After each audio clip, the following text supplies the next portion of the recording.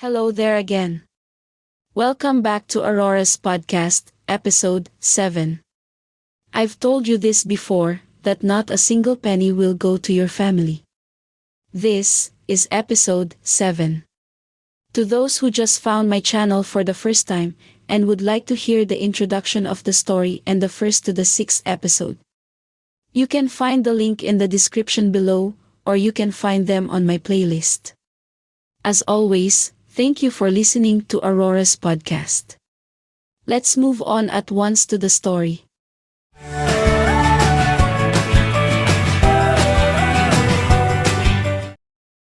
Jack goes, "Where is your wife, man? the guy inside replied, Get out of here, or else I will shoot you." "Oh my God." I said to myself. Did I hear that right? I ducked down in the passenger seat just in case they started shooting each other. I was so confused. What was Jack doing out there? Was he trying to create some trouble out there? I peeked back up again, and I saw Jack walking back hurriedly to our car. Oddly enough, he looks like a penguin and hurriedly hopped in, and cranked the car up into high gear, and took off. Oh yeah, if you ask me what he was doing out there. You got me. I realized that Jack, not only he was crazy, he was also one psycho piece of work. Now, don't get me wrong why I think he is a psycho. First, when I found out that it was his ex-wife's house.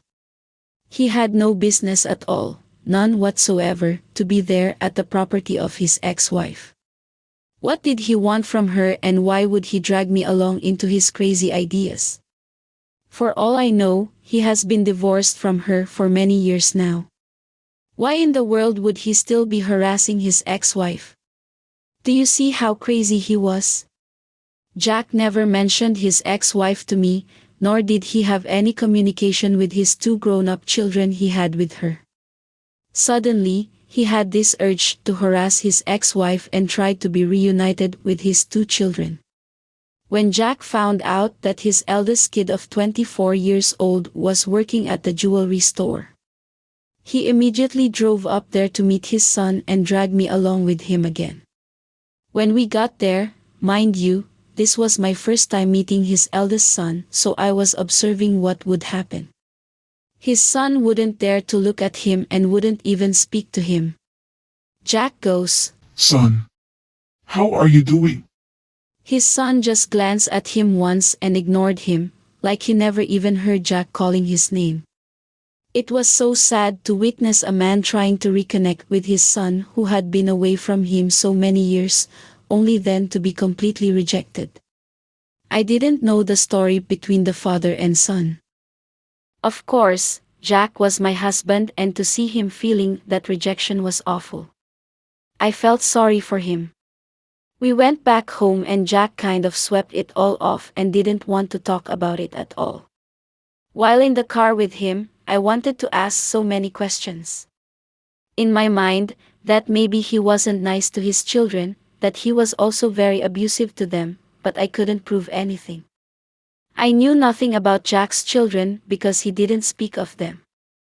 I dared not to ask him, as you know, it may release the angry penguin. We arrived home finally that night. I went over to the mailbox. I got a letter from my mom for the 2nd time already, and I waited until the following day when Jack goes to work, before I could even begin to read the letter. I was just trying to avoid any more conflicts, as you know. Jack didn't like to hear that I still communicating with my family back home, in the Philippines, at this time. The morning came, and Jack had gone to work. Now it was safe for me to open the letter. The news was bad. The month and year of the big disaster, the 911, was also the day my grandma died. In that letter, my mom had told me that my grandma just passed away, but she just died peacefully in her sleep, which is good because she did not suffer at all.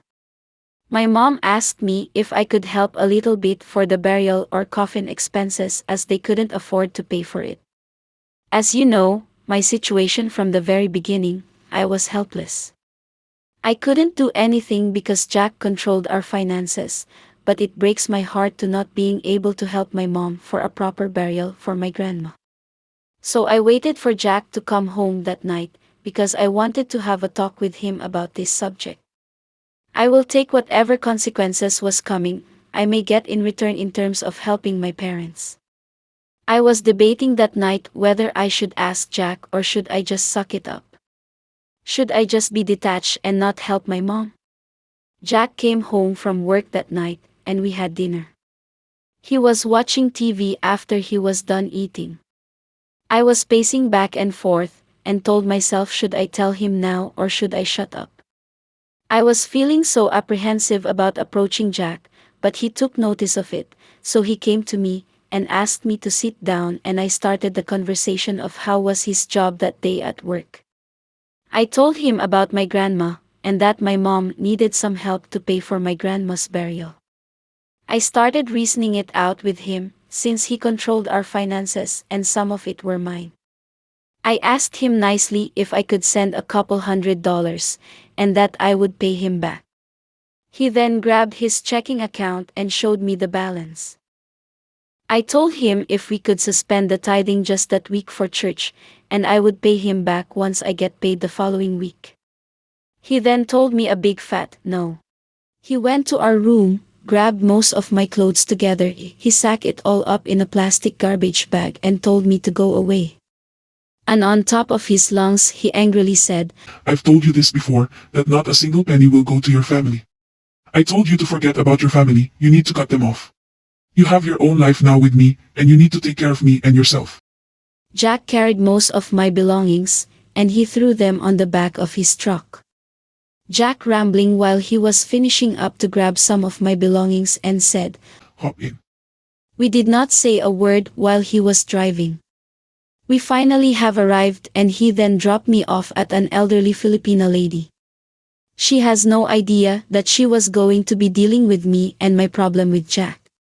She saw me stepping down from Jack's truck while I was wiping the tears from my cheek.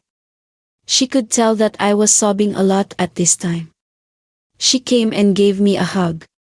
Jack then said, We are done, our marriage is over. I will send you back to the Philippines as soon as I get you a one-way ticket. I was even more confused at this time. Jack then helped me grab some of my belongings which he put in the garbage plastic bags and quickly whisper into my ear, Go back to your country. He did not want to say out loud for other people to hear. This is the second time that he told me to go back to my country. Firstly, I was happy because I had been begging Jack in the past to send me back home so many times, of which he just ignored. Secondly, I was also sad because I didn't want to go back to the Philippines, especially now that I have adapted to my new life in America. Lastly, I was angry with the mixed emotions and feelings that I had. Part of me wanted to go home and part of me wanted to stay. The elderly Filipina lady was so accepting of me. She even assured me that I would be safe with her and that she would protect me from Jack. Night came. At this time, I was still sobbing because I was really confused with the situation. In the Philippines, divorce is a disgrace. If I was to divorce him, I would be so ashamed to tell my family that my marriage didn't work out. Jack and I were only married for a year, and I still cared and loved him at that time, even though he was horrible to me, but still, I wanted to work things out between us. But he just kicked me out of the house without even giving me any time to think about the whole thing. His decision was of that heated moment because he does not want me to help my mom with the burial expenses of my grandma. While I was at the moment of confusion, I was sitting and staring at the hard floor, and my elderly Filipina friend prepared some tasty Filipino dishes just for me. She left me alone while I was sobbing, then when I was done crying, she came closer to me, lifted me up from the floor, and gave me a big hug. I needed that hug so bad. She had this like a motherly love. That is all for today. Thank you for listening to Aurora's podcast. Next up, episode 8. Hello honey, it's me Jack. Bye-bye for now, and please don't forget to comments, hit that like button and subscribe if you haven't already. Take care.